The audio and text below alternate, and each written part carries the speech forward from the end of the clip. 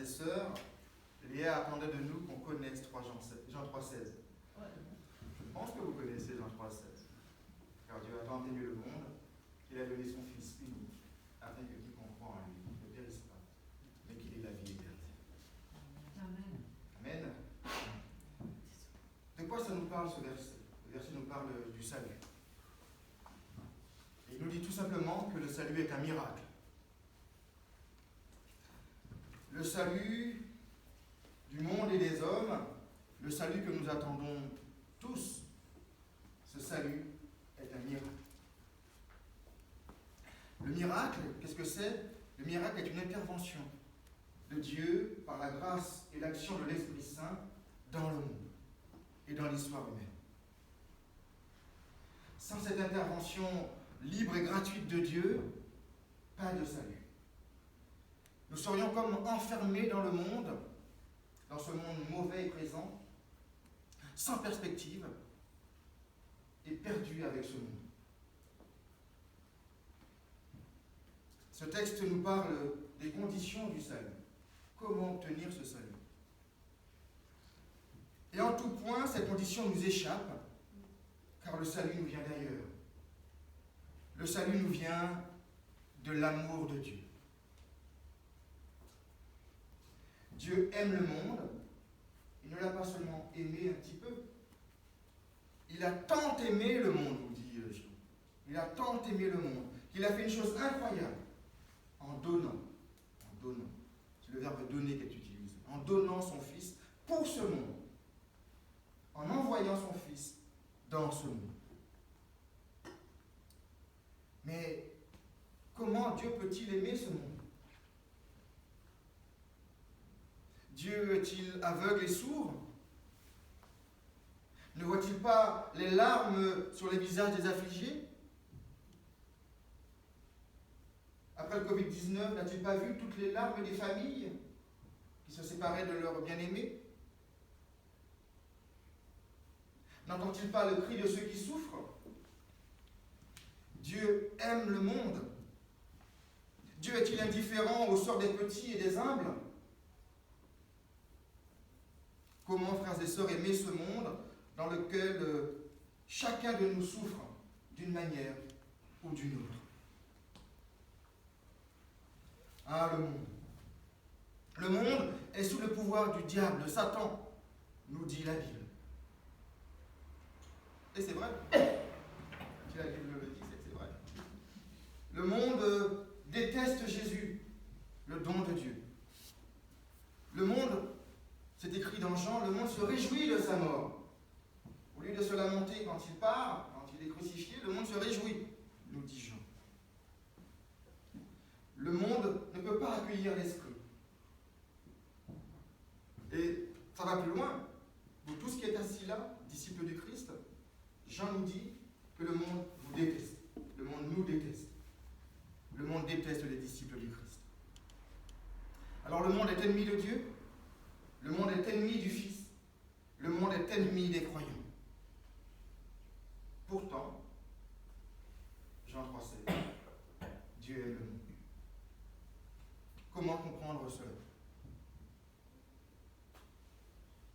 Bien, il me semble que Dieu ne nous demande pas de faire ce qu'il est incapable de faire lui-même. En effet, Jésus nous enseigne d'aimer nos ennemis et de prier pour eux.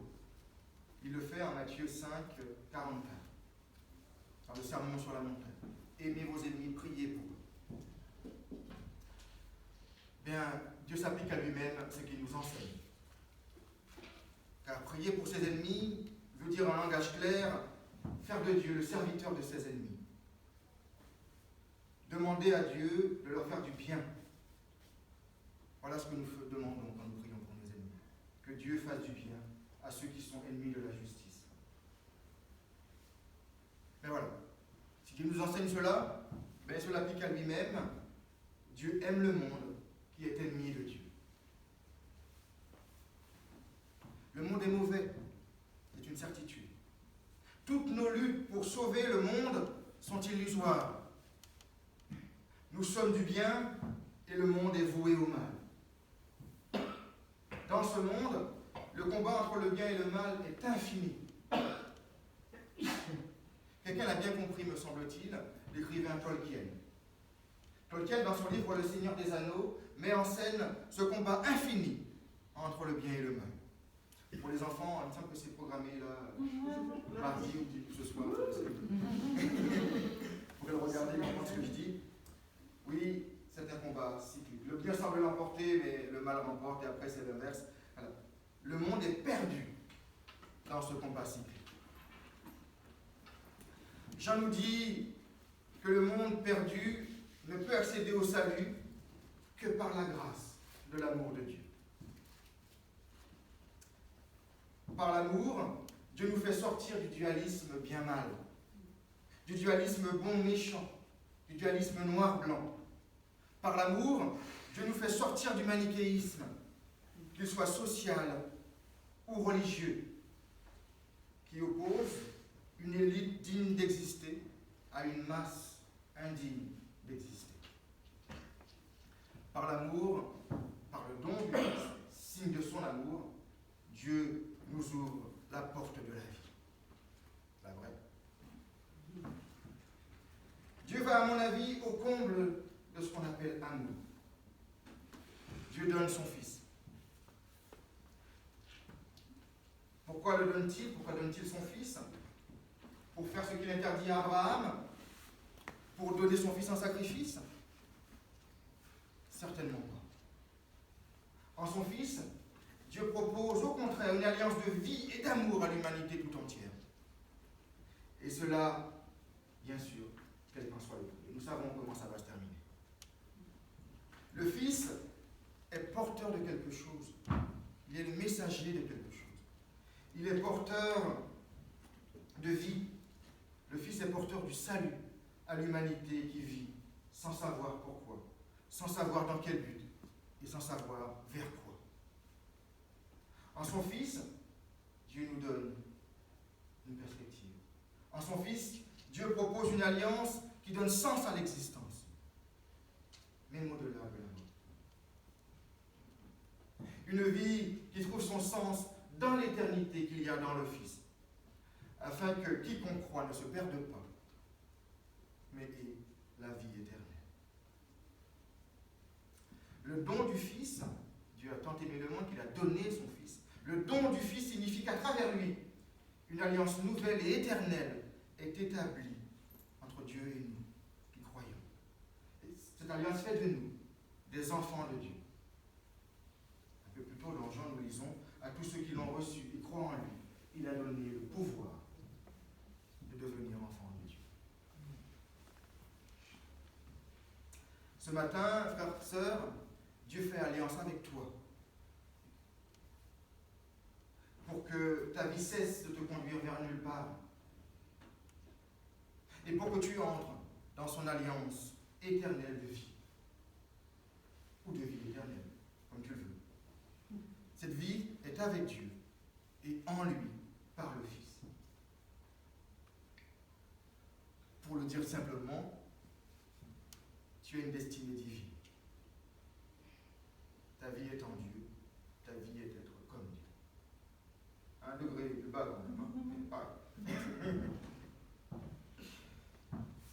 C'est ça l'amour de Dieu. L'amour de Dieu est son choix. Un acte de Dieu que la laideur du monde et que la laideur des hommes ne remet pas en question, ne peut pas remettre en question.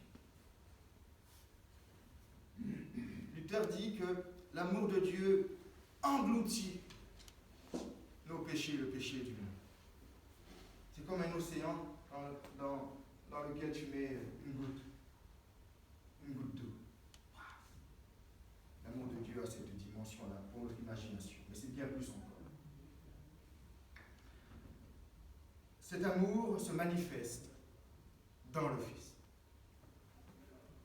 Alors je parais un petit peu abstrait comme ça, mais as-tu déjà fait l'expérience de te sentir profondément aimé de Dieu? Profondément. Mais moi je l'ai fait cette expérience. Je l'ai fait. Ou du moins ça m'a été donné, je ne sais pas. Alors que par mon propre parcours, je me sentais haïssable et non aimable à mes propres yeux. bien l'amour de Dieu a englouti tout cela. C'est un amour qui inonde ton cœur et te rend aimable aux yeux de Dieu, aux yeux du monde et à tes propres yeux. Et cela a changé ma vie, bien entendu. Cet amour m'a révélé mon identité profonde et véritable, celui d'enfant de Dieu, capable d'amour pour Dieu, se sachant aimé de Dieu, capable d'amour pour les autres. Je suis en chemin quand même, il y a des choses à faire, mais aussi capable de s'aimer soi-même, qui est une des conditions de l'amour.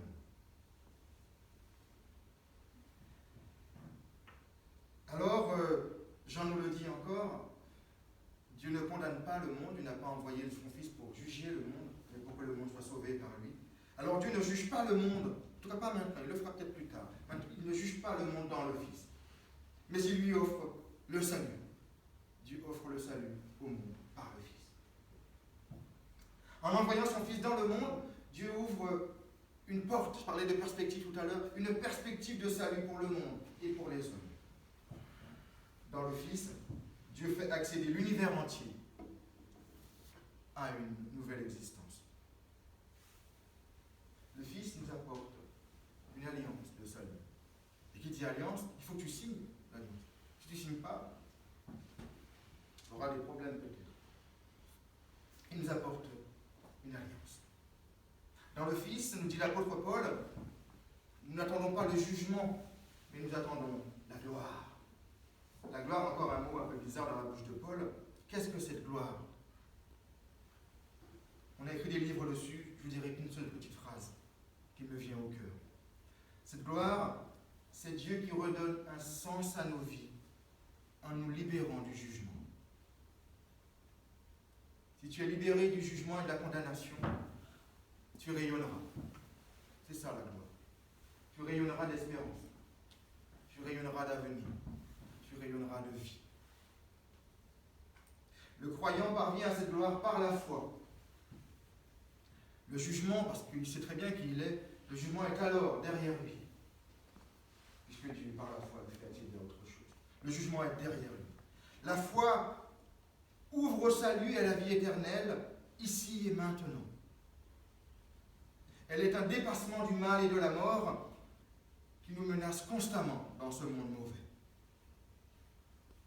Quiconque, bon ou mauvais, accepte l'amour de Dieu incarné en Jésus-Christ, reçoit la vie du salut. Signe le contrat, signe l'alliance. C'est plus qu'un contrat, signe l'alliance de vie. La foi, frères et sœurs, est la seule réponse possible pour trouver le sens et le chemin de la vie.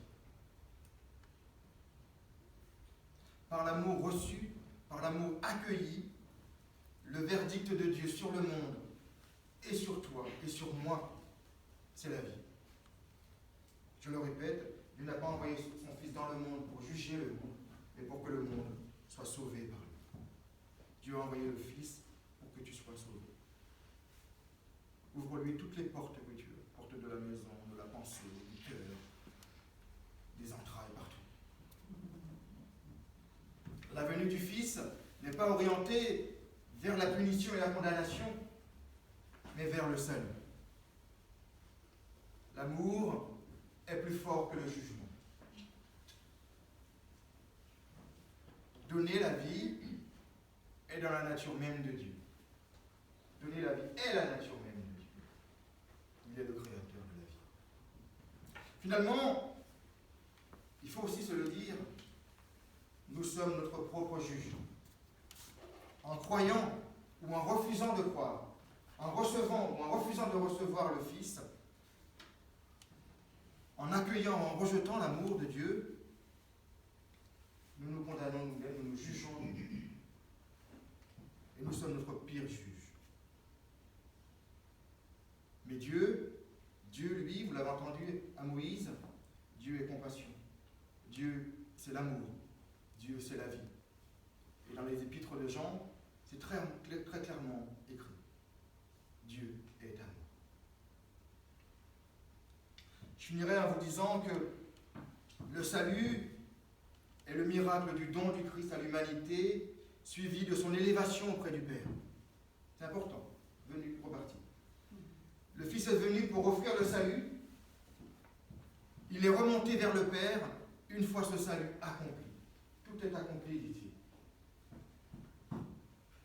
Dieu donne son Fils, son unique, pour arracher l'ensemble des hommes, bons ou mauvais, à la perdition, car personne ne peut se sauver lui-même, même si tu te considères comme bon. Au moyen de la foi, Dieu propose d'élever tout homme à sa droite, avec son Christ, avec son Fils. C'est ta place, c'est ta destinée aujourd'hui. Le Fils a remporté la victoire sur le monde mauvais pour nous offrir la vie éternelle. J'ai vaincu le monde, nous dit-il. J'ai vaincu le monde. Par la foi, celui qui appartient au Christ a aussi vaincu le monde, ici et maintenant. Celui ou celle qui accueille le Fils par la foi fait alliance avec Jésus pour recevoir la vie d'en haut. Alors, que chacun, bon ou mauvais, entende ce que le